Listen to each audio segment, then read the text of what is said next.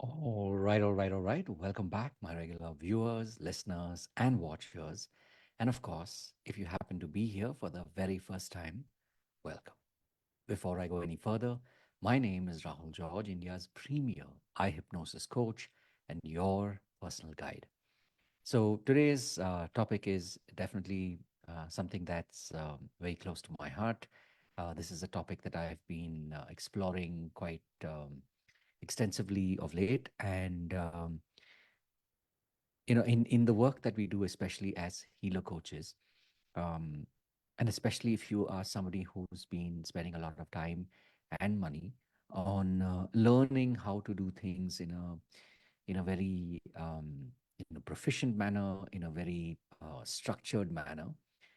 There's a lot of thought that you would have definitely learned to manage, to manipulate, and whether this is in the context of marketing, whether this is in the context of selling your programs or services, or maybe even in creating the content for for all your social media channels.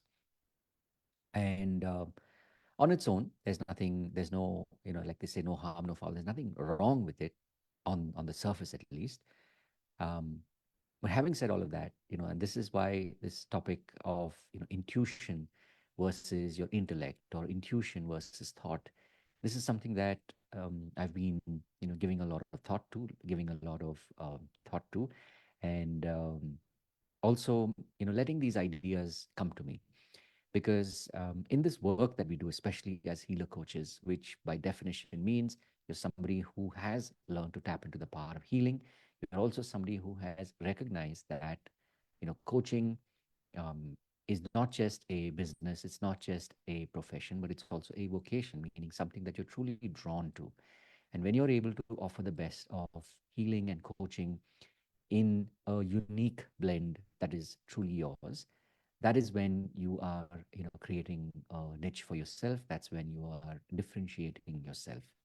And so um, I think, as someone who's been, especially over the last 5, 6, 7 years, I've been doing a lot of study in the context of shaping my thoughts when it comes to marketing and selling, and the whole context of building a business. And in all of that, of course, the one thing that keeps coming back over and over again is the role of intuition. So intuition, as I understand it, as I experience it, is something that comes to you literally, when you're not consciously looking for it. So by that, I mean, maybe that there is, let's say, a program that you want to launch, or you want to generate a certain amount of money, but maybe you don't already know how to make that happen.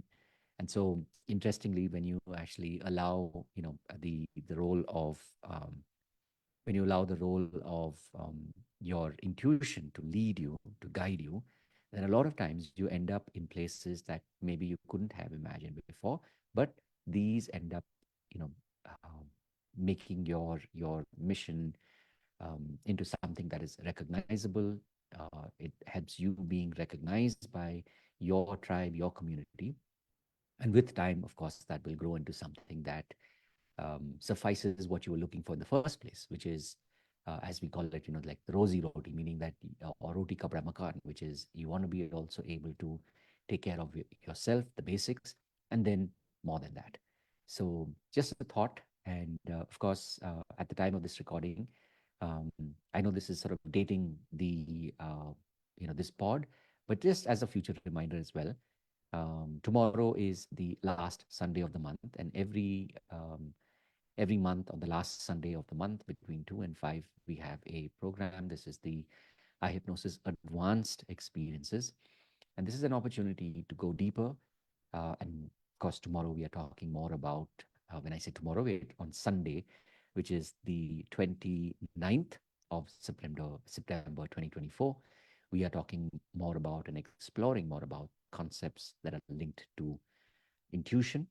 And I'm really excited to see how all of this will play out, and how um, and what people will discover through this process. So just to kind of close this for the moment, to me, it's like, If you ask me, okay, all of this is well and good, but how you're talking about intuition, how do I trigger that? How do I step into that space of intuition? One of the things that I found in the most practical way is just practice more and more stillness.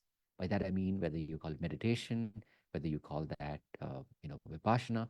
In simple terms, it's just being still and being present to your own the miracle that is you, to your connection to whether you call it universe, whether you call it God, or your idea of something that is bigger than you.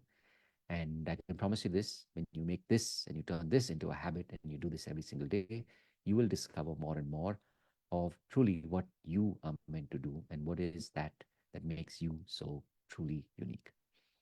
Of course, as always, I've said this before and I'll say it again. Um, if there's any way in which I can help you, please do reach out and let me know. And having said all of that, of course, remember to live with purpose. These are, of course, daily pods, so I'll be back tomorrow. Have a truly fantastic day ahead and an absolutely amazing year ahead, too. God bless, and I'll see you in the next one. Take care. Bye bye.